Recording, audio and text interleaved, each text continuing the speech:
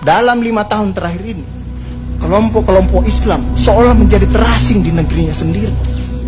Itu yang dia rasakan. Berapa ulama yang berjuang mendirikan republik ini? Indonesia 80% penduduknya umat Islam. Tidak pernah meminta 80% hasil sumber daya alam yang dikuasai negara untuk umat Islam. Gak ada yang dia minta. Ada gak dia minta? 80% umat Islam penduduk Indonesia tidak pernah meminta 80% APBN untuk umat Islam. Gak ada yang dia minta. Sederhana permintaan umat Islam. Dia mau berdialog sama Tuhannya.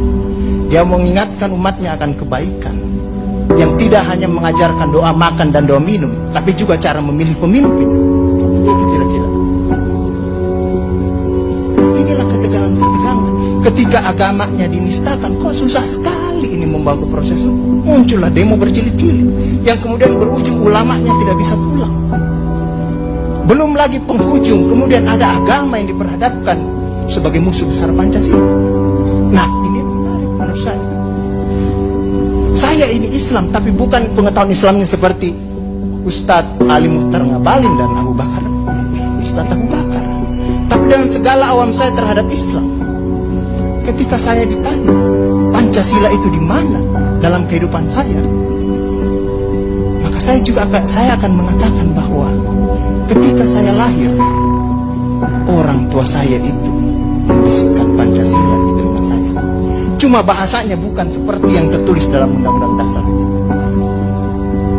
Dia membahasakan Allahu Akbar, Allahu Akbar, Asyhadu an la ilaha illallah, Asyhadu anna Muhammadar Rasulullah.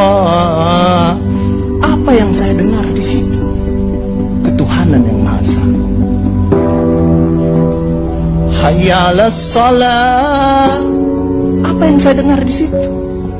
Mari kita bersatu sama-sama, karena kita akan mendirikan sholat. Dan Al-Ankabut mengatakan sholat itu mencegah kamu dari perbuatan keji dan mungkar. Ada kemanusiaan yang adil dan beradab. Saya dengar di situ. Hayya 'alal falah. Mari sama-sama menuju kemenangan. Kemenangan yang bagaimana kita peroleh? Kerakyatan yang dipimpin oleh hikmat kebijaksanaan dalam permusyawaratan perwakilan. Kemenangan yang bagaimana?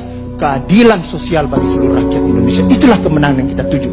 Kita kembali lagi takbir, Allahu Akbar, Allahu Akbar, la ilaha illallah. Kita ulang lagi.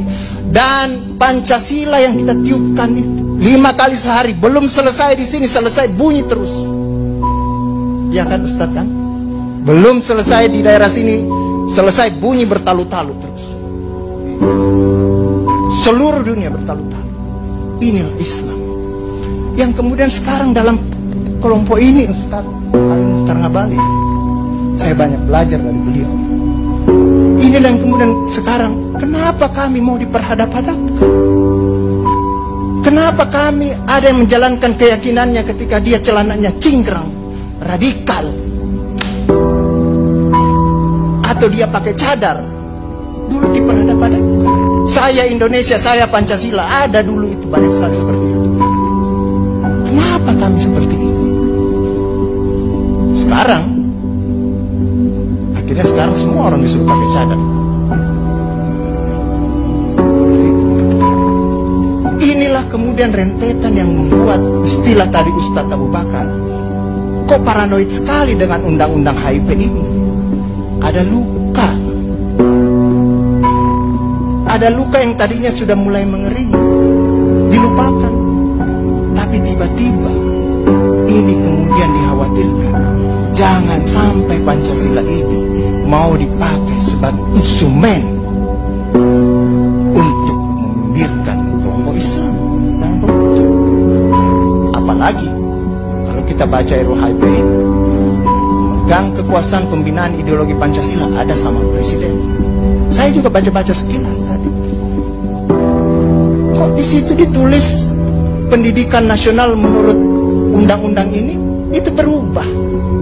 Tujuan pendidikan nasional oleh Undang-Undang Dasar mengatakan bahwa beriman, bertakwa, berakhlak mulia. Di sini diciptakan pendidikan nasional itu bertujuan untuk menjadi tenaga ahli dan terampil. Ini kan mau dikasih jadi tukang ini bagi kapitalis kalau seperti itu berpikirnya.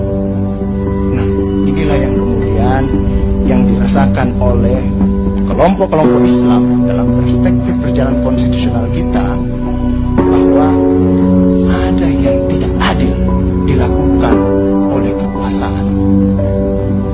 Kelompok Islam selama ini tadi yang saya katakan tidak pernah meminta apa-apa. Paling jauh kelompok-kelompok Islam mungkin dapat honor dari negara, itu pun tidak dipakai untuk foya, dikembalikan lagi untuk membantu negara menghidupkan santri-santri, mencerdaskan kehidupan bangsa, menciptakan manusia-manusia yang beriman, bertakwa dan berakhlak mulia, yang sebenarnya tugas pemerintah itu dikembalikan lagi seperti itu. Itulah yang kemudian mulailah sekarang kelompok Islam sangat hati-hati kalau kemudian Pancasila ditiupkan terus, seolah-olah ini mau dijadikan instrumen untuk memarjinalkan Pancasila.